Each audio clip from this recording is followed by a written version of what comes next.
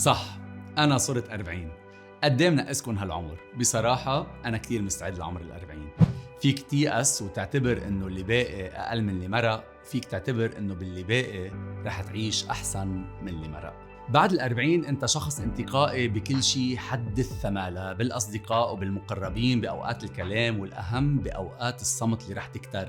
أنت أكثر ثبات واتزان، أكثر خبرة، حكمة وقدرة على عقلنة الاندفاع. أنت بتمتلك ميزة مواكبة جيلين وبتفهم لغتهم، جيل الكبار اللي أخدت كتير منهم والجيل الرقمي يلي فيك تكون بتشبهه.